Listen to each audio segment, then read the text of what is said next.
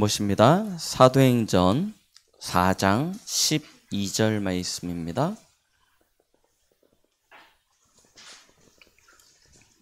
사도행전 4장 12절 우리 다 같이 합독하시겠습니다. 다른 이로서는 구원을 받을 수 없나니 천하 사람 중에 구원을 받을 만한 다른 이름을 우리에게 주신 일이 없음이라 하였더라. 아멘.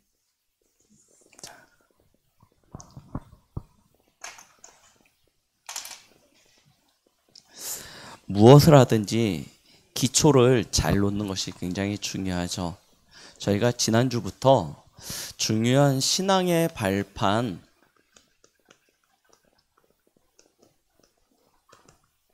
함께 메시지를 나누고 있는데요. 지난주 그 첫 번째가 가장 바탕 중에 바탕인 하나님의 주권이었습니다. 하나님의 주권이라는 것은 결국 우리 인생의 주인 되신 분이 하나님이시라는 것이죠. 이것이 우리에게 참된 믿음이 되어야 됩니다. 물론 일이 잘 풀릴 때는, 형통할 때는 하나님이 우리 인생의 주인이다 라고 쉽게 고백되어집니다. 잘 우리가 그렇게 인정되어지기도 하죠.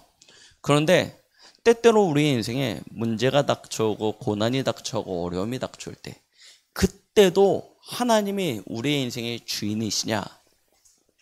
이것이 진짜 믿음으로 고백되느냐? 그게 사실은 내 안에 있는 참된 것이거든요. 잘 될 때 하는 것은 누구나 할 수 있는 이야기고, 힘들고 어려울 때도 나의 삶의 주인이 하나님 되심을 고백할 수 있는 것, 이게 진짜 믿음이잖아요. 이번 주에 어떤 일이 있었냐면, 밤에 자고 있는데 전화가 한 통이 왔어요. 새벽 2시 좀 넘어가지고. 저는 이렇게 핸드폰 번호가 떴는데 이름이 없더라고요. 웬만한 제가 아는 분들은 이름이 다 있잖아요. 근데 이름이 없어서 저희 아파트가 이게 이중주차를 이렇게 해놓고 하니까 차 빼달라는 줄 알고 전화를 받았어요.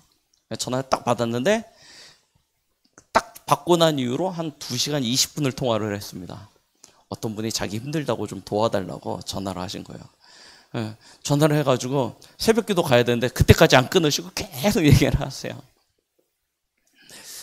참 어려운 일들을 많이 겪으셨어요. 이제 인정이 되어지고 공감도 되어지고, 2시간 한 20분 정도로 혼자 확 이야기를 하시는 것이 그냥 가만히 네 하고 들어드렸습니다. 근데 이제 새벽기도를 가야 되니까 전화를 끊으면서 제가 질문했어요. 예수가 그리스도 맞습니까? 권사님이신데, 권사님 인생의 주인이 하나님 맞습니까? 딱 2가지 질문을 던졌어요. 맞습니까? 그러면 지금 뭐 하시면 되냐면 빨리 옷 챙겨 입고 주의 제단 앞으로 나아가서 이 새벽에 하나님이 권사님에게 뭐라고 말씀하시는지 음성을 들으십시오. 혼자서 생각에 잡히지 마시고 교회 가가지고 목사님이 뭐라고 말하는지 목사님 말로 듣지 마시고 이 새벽에 하나님이 권사님에게 주시는 말씀이 있는데 그 말씀이 뭐라고 하시는지 들으십시오. 그리고 그 말씀 붙잡고 하나님 앞에 기도하십시오. 하나님 앞에 기도하십시오. 우리는 하나님의 절대 주권, 하나님이 우리 인생의 주인이 되고 나는 하나님의 자녀요 막 고백은 하지만 실제로 중요한 일 앞에선 내가 주인이 되어져요. 그래서 하나님을 한쪽으로 확 밀어내고 어떻게 해서든지 내가 이 문제를, 이 일을 해결하려고 하는 경우가 참 많습니다. 그런데 기억하십시오.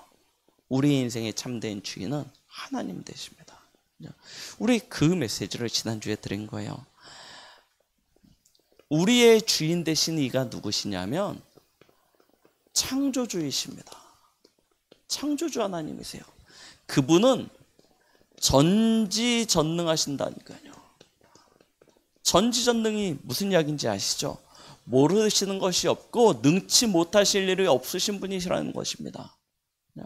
그 하나님이 하나님의 영원한 계획 가운데 여러분들을 택정하시고 부르셔서 하나님의 자녀로 구원하셨습니다. 이 구원은 완전한 구원이에요. 조금도 모자람이 없고 부족함이 없는 완전한 구원을 주셨고, 그 하나님이 여러분들의 인생에 대한 중요한 계획을 가지시고 여러분들을 인도하십니다. 여러분들의 일을 계획하고 생각하고 설계할지라도 그 일을 인도하시는 분은 하나님이십니다. 우리는 이 사실을 믿는 거예요.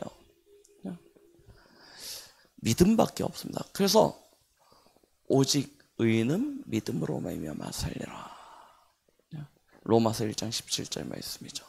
우리는 이 사실을 믿는 믿음으로 살아가는 거예요. 그러면 하나님이 우리에게 허락하시겠다 하신 그 구원과 그 계획에 하나님의 방법이 있을 거 아니에요. 여러분들에게 주시는 방법.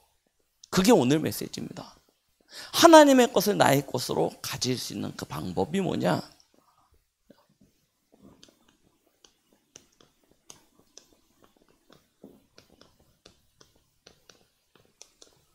하나님의 방법이 무엇입니까?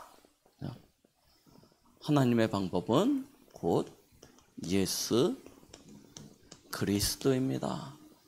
그래서 오늘 사도행전 4장 12절에 이렇게 말씀하고 있는 것이죠. 다른 이로서는 구원을 받을 수 없나니 천하 사람 중에 구원을 받을 만한 다른 이름을 우리에게 주신 일이 없음이라 라고 말씀하고 계시는 것입니다. 여러분들의 삶에 진짜 빠져나오지 못하는 큰 수렁, 늪이 있습니까? 무언가 잡히고 매이고 갇혀있는 그런 것들이 있습니까? 어떻게 해방되어지느냐? 예수 그리스도의 이름으로요. 그렇죠? 이 사실을 여러분들이 실제로 누리시기 바랍니다. 하나님은 우리에게 유일한 구원의 길을 허락하여 주셨습니다. 왜 유일하다고 이야기하냐? 하나님이 사람을 창조하실 때 하나님의 창조 계획이 있죠. 하나님의 창조 계획은 창세기 1장 26절을 보니까 완전했습니다. 완벽했어요. 창세기 1장 26절 말씀을 제가 이렇게 봉독하겠습니다. 뭐라고 말씀하고 계시냐? 하나님이 이르시되 우리가 우리의 형상을 따라 우리의 모양대로 우리가 사람을 만들고 그들로 바다의 물고기와 하늘의 새와 가축과 온 땅과 땅에 기는 모든 것을 다스리게 하자 하시고, 이게 하나님이 인간을 창조하신 계획이에요. 하나님은요, 사람을 창조하실 때 하나님의 완벽한 계획을 가지고 창조하셨습니다. 이 계획대로 27절에 보니까 하나님이 자기 형상, 곧 하나님의 형상대로 사람을 창조하시되 남자와 여자를 창조하시고 라고 말씀하세요. 보세요. 하나님의 계획, 하나님의 창조에는요 조금도 모자람이 없어요. 실수가 없어요. 하나님이 계획하신 그대로 하나님이 자기 형상, 곧 하나님의 형상대로 사람을 창조하셨대요. 그렇죠? 그래 놓고 28절에 말씀하고 계시는 것이죠. 뭐라고요? 하나님이 그들에게 복을 주시며 하나님이 그들에게 이르시되 생육하고 번성하여 땅에 충만하라, 땅을 정복하라. 바다의 물고기와 하늘의 새와 땅에 움직이는 모든 생물을 다스리라 하시니라 라고 말씀하시죠. 하나님의 계획, 하나님의 창조, 하나님이 우리 사람에게 주신 복은요 완벽합니다. 모든 만물을 다스리고 정복할 수 있는 모든 것을 처음부터 주셨어요. 잘해라, 수고해라, 노력해라, 네 행실이 왜 그러냐, 그런 거 하나도 없어요. 하나님은요 무조건적인 하나님의 축복으로 사람을 창조하셨고 복 주셨어요. 그런데요, 어느 날 이 하나님의 창조 계획이 완전히 어그러진 것입니다. 왜요? 완전한 하나님의 계획 가운데 창조되어진 인간이 타락하여 하나님의 것을 다 잃어버렸어요. 성경에 보니까요, 계시록 12장 9절, 옛뱀 곧 마귀라고 하는 이 사단, 이 마귀가요, 어느 날 아담과 하와를 찾아온 것입니다. 1절로부터 6절 말씀을 보니까요, 아담과 하와를 찾아와서요, 아담과 하와를 미혹하였어요. 유혹한 것입니다. 복음 비슷한, 언약 비슷한, 그러나 아주 자기중심적이고 세속적인 것으로요, 아담과 하와를 미혹하였어요. 거기에 아담과 하와가 딱 걸려든 것입니다. 선악을 알게 하는 나무의 열매는 먹지 말라. 먹는 날에는 정령 죽으리라. 분명히 하나님은 아담과 하와 사이에 언약을 체결하셨거든요. 그런데 사단이 나타나서요, 뭐라고 유혹합니까? 하나님이 이 동산에 있는 모든 나무의 열매를 먹지 말라고 하시더냐. 언약을 얼마만큼 정확히 붙잡고 있는지, 얼마나 언약 안에 있는지 그걸 확인해 본 거예요. 그런데 거기에 아담과 하와가 딱 걸려든 거죠. 하나님이 다 먹어도 되는데 저 선악과는 먹지 말라고 그랬어요. 왜냐하면 죽을지도 모른다고 그랬거든. 잡고 있는 것 같습니다. 언약 아는 것 같습니다. 그런데 그게 분명하지 않아요. 명확하지 않은 것입니다. 그러니까요, 그 작은 틈, 정령 죽으리라, 혹 죽을까 하노라. 이 작은 틈을요, 사단이 파고들어서 뭐라고 했냐면 안 죽는다는 거예요. 너 죽을지 모른다고 생각하지만 그거 먹는다고 죽는 거 아니야. 괜찮아. 오히려 하나님이 네가 그거 먹으면 하나님처럼 선과 악을 스스로 구분하여 하나님과 같은 자리에 서게 될 걸 두려워서 너 보고 먹지 말라고 한 거야.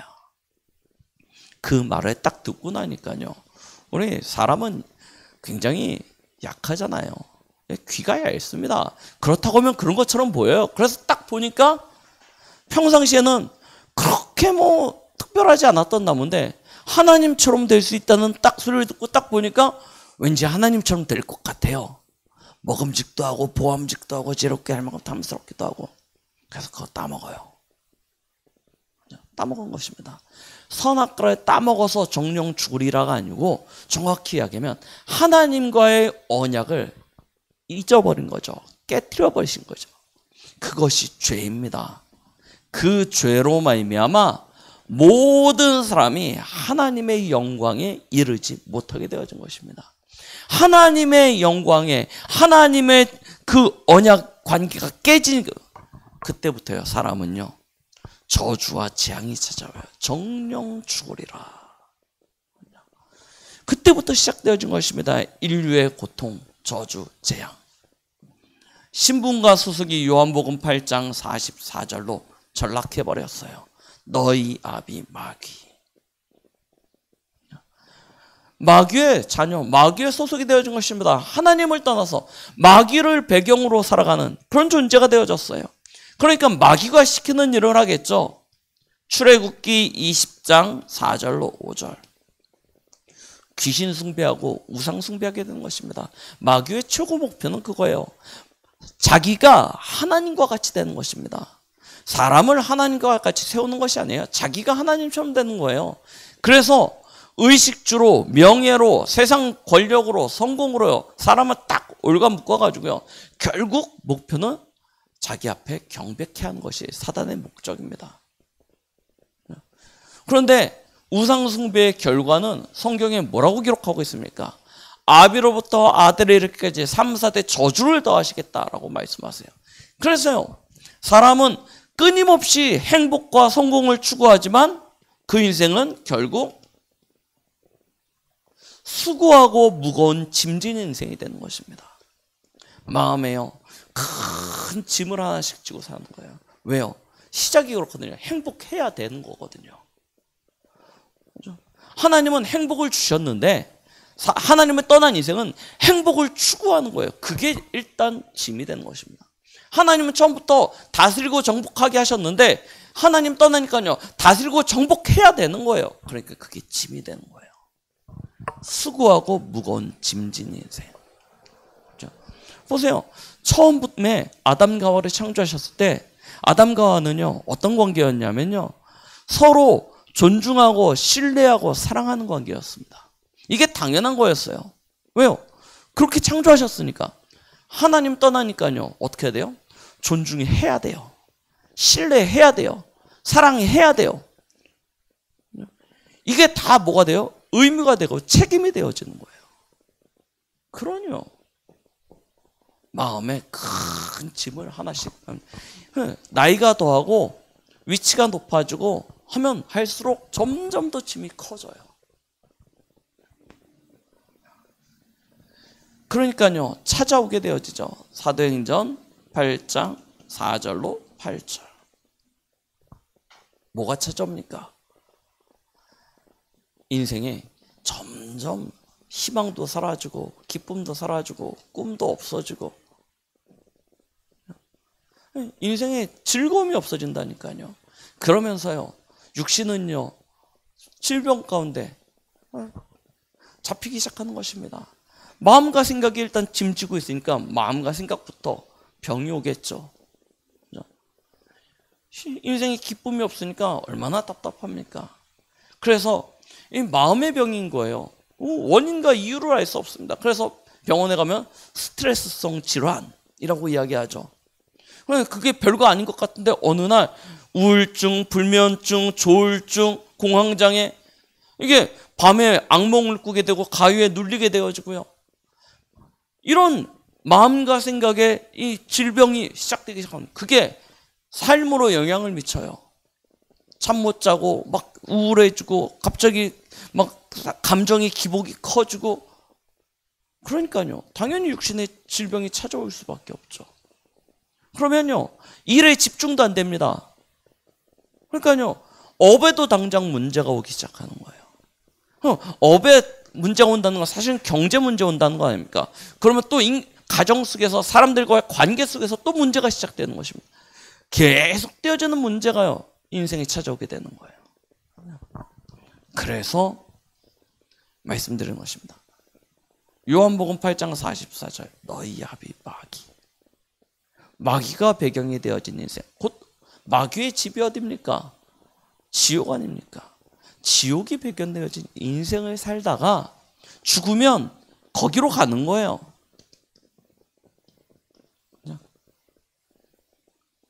영원한 지옥 형벌로 간다니까요.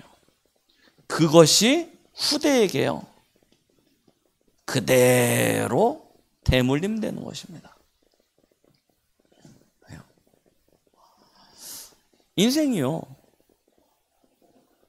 누구도 이처럼 답답하고 불행한 그런 인생을 살고자 하는 사람이 없는데요, 하나님 떠난 그 순간부터, 사실은 저희는 아담과 하와가 아니니까 하나님 떠난 그 순간이 아니죠. 정확히 하면 출생하는 그 순간부터 이러한 운명과 팔자 속에서 인생이 엮어져 가는 것입니다. 이 운명과 팔자를 벗어나고자 사람들은요, 원래 가지고 있던 체질대로 노력합니다. 맞죠? 빠져나오려고요. 구원받으려고요. 노력하는 게 체질이라니까요. 그래서 노력해요. 그래서 공부도 하고요. 맞죠? 종교도 찾아보고요. 나름 선도 행해보고요. 그리고 과학이나 의학에 의존도 해보고요. 인생을 구원받고자 계속 수고하고 노력하죠. 그런데 본질이 어디 있냐? 여기 있거든요. 하나님 떠나서 이 죄로 말미암아 온 것이기 때문에 아무리 사람이 수고하고 노력해도 이 문제가 해결되어지지 않는다는 것입니다. 그런데 참 감사하죠. 우리의 수고와 노력이 아닌 하나님께서 범죄한 사람을 찾아오셔서 처음부터 구원의 길을 주셨지 않습니까? 안 믿어서 그렇지 하나님은 처음부터 구원의 길을 주신 것입니다. 그것이 무엇입니까? 창세기 3장 15절. 아담과 하와가 범죄하여 하나님을 떠난 그 즉시 하나님은 찾아오셔서 구원의 길을 제시해 주셨습니다. 그것이 여자의 후손으로 오실 메시아입니다. 여자의 후손이 나타나서 뱀의 머리를 상하게 할 것이다. 이 사람을 사로잡고 운명과 팔자로 가둬버린 저 사단의 머리를 깨트릴 것이다 라고 말씀하셨습니다. 처음부터 주신 거예요. 그 여자의 후손을 어떻게 기다리느냐? 언약 붙잡고. 그래서 피언약 얘기하신 거예요. 죄의 사함은 곧 생명에 있습니다. 죄의 삭은 곧 사망이에요. 그래서 생명으로만 그 죄의 값을 지불할 수 있습니다. 근데 사람의 생명은 하나뿐이잖아요. 그래서 하나님이 사람의 생명 대신 짐승의 피를 흘려 그 죄값을 대신하게 하셨습니다. 그래서 하나님 앞에 나아가는 자는 이 피 언약을 가지고 나아가야 됐어요. 구약이에요. 피로 정결케 되지 않은 자가 하나님 앞에 나아가면 그 생명으로 죄값을 대신했습니다. 그래서요, 구약시대 성경을 보세요. 하나님의 낯을 대한다. 그거는요, 곧 생명을 잃는 거였어요. 죄 있는 사람은 하나님 앞에 나아갈 수가 없습니다. 피 언약 없이는 하나님 앞에 나아갈 수가 없었습니다. 그 예수 그리스도, 이 피 언약의 실체 되신 예수 그리스도로 말미암아 우리는 다시 하나님과 함께하는 축복을 누릴 수 있게 되는 것이죠. 구약에는 이 이야기하고 있었습니다. 여자의 후손으로 오실 메시아가 오시면 우리가 다시 하나님과 함께하게 될 것이다. 이걸 말씀하고 계세요. 그런데 그분이 오셨죠. 하나님이 육신을 입고 이 땅에 오신 것입니다. 뭐 하려고요? 우리의 구원자가 되시려고요. 요한복음 1장 29절에 보니까 그분은 세상 죄를 짊어지고 가는 하나님의 어린 양이라 라고 말씀하고 계십니다. 우리의 죄값을 사하여 주시기 위하여, 우리를 사로잡고 있던 그 사단의 권세를 멸하기 위하여, 다시금 하나님과 함께하는 축복을 주시기 위하여 하나님의 어린 양으로 하나님의 독생자 예수님이 이 땅에 오신 것입니다. 우리를 위하여 그의 생명을 내어주시기 위해. 그래서 예수님은 십자가를 짊어지신 거예요. 그의 피로 우리를 구원하시게 해요. 그 피로 말미암아 하나님 떠난 우리의 인생은 하나님 만날 수 있는 새로운 길이 열렸습니다. 예수 그리스도라는 하나님 앞에 나아갈 수 있는 길이 열린 거예요. 그가 십자가에 피 흘려 죽으심으로 말미암아 우리를 사로잡고 있던 죄와 사망의 법에서 건짐이 되어져서 생명의 성령의 법으로 옮겨진 바 되어지게 된 것입니다. 그리고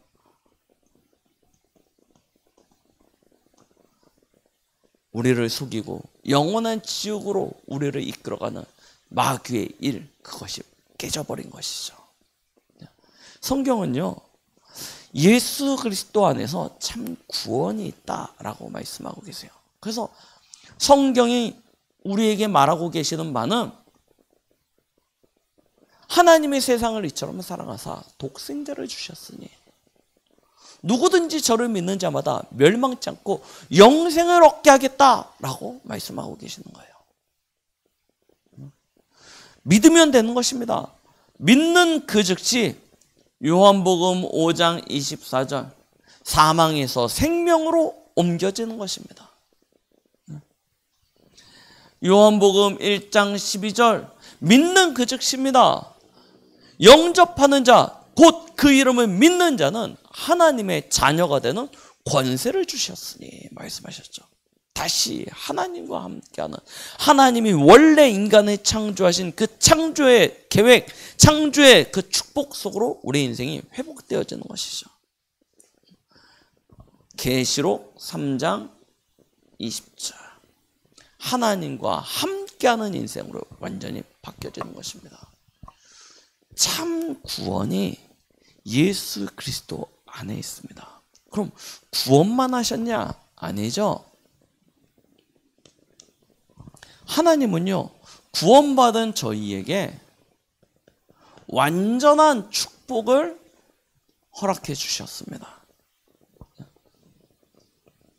예수 그리스도 안에 모든 것을 다 담아두신 거예요. 아까도 말씀드렸죠? 에덴의 아담과 하와는 하나만 딱 가지고 있었으면 됩니다. 그게 뭐냐면 선악을 알게 하는 나무의 열매는 먹지 말라, 먹는 날에는 정령 죽으리라. 하나님이 하나 안에 이 하나 안에 모든 것을 다 담아두셨어요.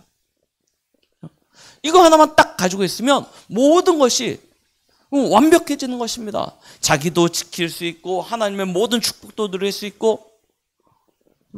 하나님이 아담과 하와에게 에덴 동산에서 뭐라고 말씀하시냐? 야, 너 하루에 꼭 3번씩 정식기도 해야 되고 일주일에 한 번은 예배 드려야 되고, 그런 말씀하신 적이 없어요. 진짜 그걸 조건으로 두신 적이 없다니까요. 그 어떤 것도 다른 조건을 가지고 하나님이 아담과 하와를 축복하시지 않았습니다. 뭐하냐? 선악을 알게 하는 나무의 열매는 먹지 말라. 이거 하나예요. 이 하나 안에 모든 것이 다 있었습니다. 창세기 6장 14절. 노아 시대죠. 홍수 심판이 임했습니다. 다 죽게 되어졌어요. 그런데 하나님은 딱 하나 조건을 두셨어요. 어디로 들어가면 돼요? 방주로 들어가면 돼요. 방주 안으로 들어가면 되는 것입니다. 그러면 목숨을 보존할 뿐만 아니라 결국 모든 것을 다스리고 정복하게 되어지는 자리에 서게 되는 것이죠. 이런 축복을 하나님께 주셨다니까요. 창세기 12장 1절 보십시오. 뭐라고 말씀하십니까? 가나안으로 가라는 거예요. 맞죠? 가나안으로 가라는 거예요. 그러면 다른 조건 없어요. 가나안으로 가면 내가 너로 복의 근원이 되게 하겠다. 너를 통하여 모든 민족이 복을 받게 하겠다. 약속하셨습니다. 하나님의 조건을 보시라니까요. 축복의 조건. 애굽에 노예되어졌을 때요. 출애굽기 3장 18절이죠. 피 바르래요. 피 바르면 되는 거예요.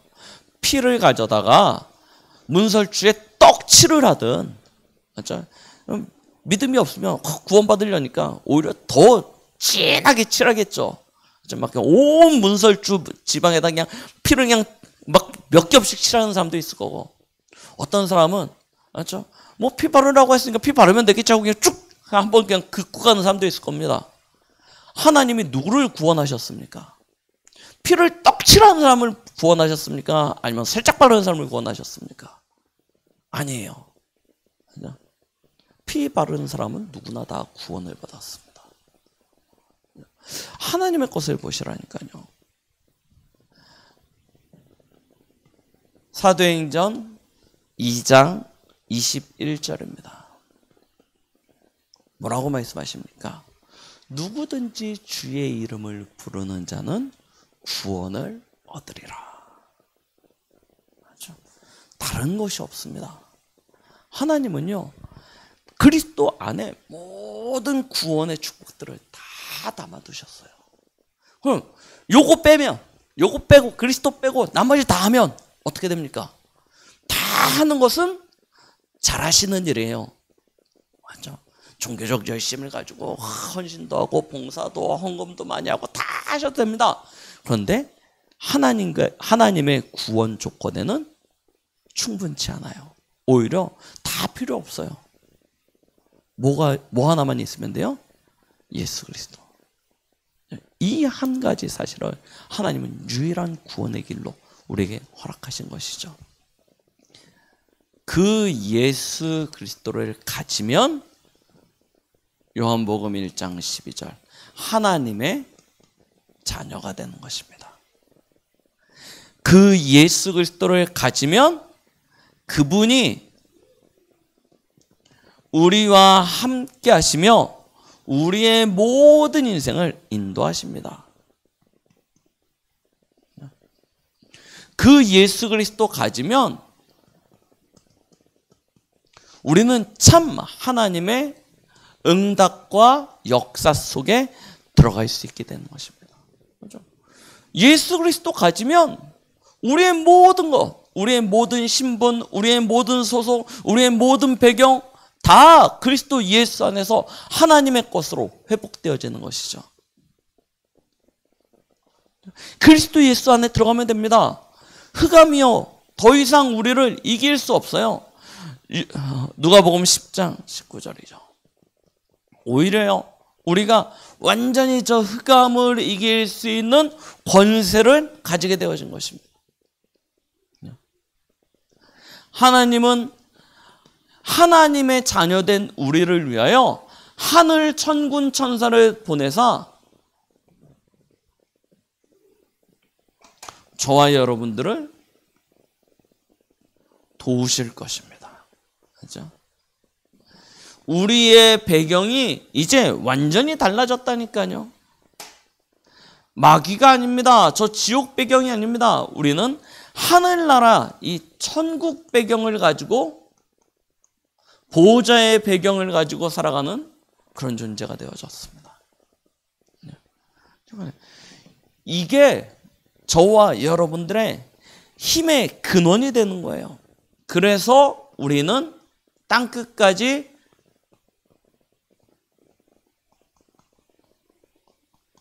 증인되어지는 인생으로요, 살아갈 수 있게 되는 것이죠. 여러분들이 열심히 수고하고 노력해가지고 준비하셔서 딱 갖추면 증인되냐? 아니요. 내 증인됩니다. 내 증인돼요. 내가 이렇게 열심히 수고하고 노력해서 했더니 이렇게 됐다라는 것에 증인되어집니다. 그것은요, 진짜 하나님이 원하시는 것도 아니고요. 물론 여러분들 보고 적당히 대충 뭐 그냥 이렇게 살아라, 하나님이 하실 거니까 그냥 막 살아라, 이런 이야기가 아닙니다. 하나님은요, 우리를 통해서 하나님이 살아계시고 역사하신다는 사실들을 밝히 세상 가운데 드러내시길 원하십니다. 그래서 모든 사람이 그 하나님 앞에 나와 예수 그리스도로 말미암아 구원받기를 원하십니다. 그래서 여러분 한 사람 한 사람을 그 증인으로 하나님이 축복하시겠다는 거예요. 여러분들의 생각보다, 여러분들의 수준보다, 여러분들의 능력보다 훨씬 더 완전한 하나님의 것으로 복주시겠다는 것입니다. 그래서 하나님은요, 우리에게 다른 신분, 다른 배경을 허락해 주신 거예요. 이걸 어디다 담아두셨냐? 예수 그리스도 안에. 이 축복을 우리는 실제로 이제부터 누리면 되는 것이죠. 그러면 어떻게 누리냐? 확신 가지시면 돼요.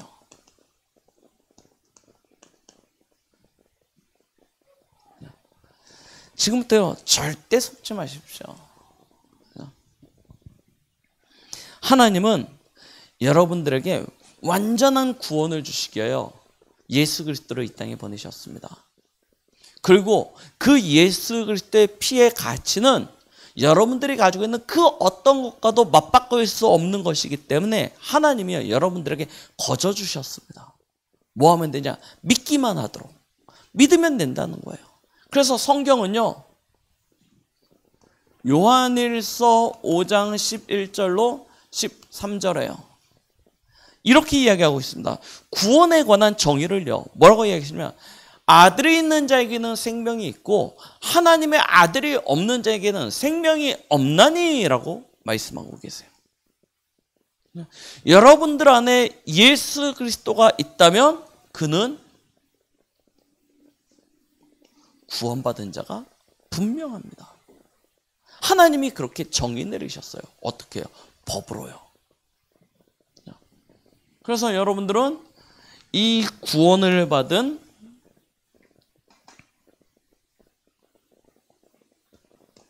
확신을 가지고요, 사시는 거예요. 흔들리지 마십시오. 우리가 구원받은 하나님의 자녀이기 때문에 요한복음 16장 24절 14장 14절 뭐 받게 되었죠? 기도 응답 받게 되어 있습니다. 문제 어려움 만나시면 먼저 기도하세요. 큰 위기를 만나면 하나님 앞에 나와서 큰 소리로 외쳐 기도하십시오. 심각한 문제를 만나시면 하나님 앞에 나와서 심각하게 기도하시라니까요. 사람 찾아다니지 마시고, 그죠? 어디서 다른 데서 길 찾지 마시고요. 하나님 앞에 나와서요. 진짜 하나님 앞에 간절히 부르짖으십시오. 하나님은 응답하십니다. 이 사실을요, 진짜 성경이 오죽하면 이렇게 말해요. 요한복음 10장 20절. 지금까지는 너희가 내 이름으로 아무것도 구하지 아니하였으나. 우리의 모습이 그렇다니까요. 아무것도 안 구해요. 그냥 사는 거지.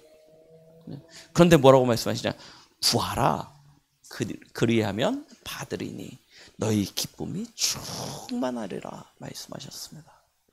기도하십시오. 하나님이 채우실 것입니다.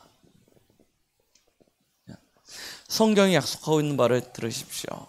하나님이 여러분들의 인생을 아십니다. 그리고요, 완벽하게 인도하세요.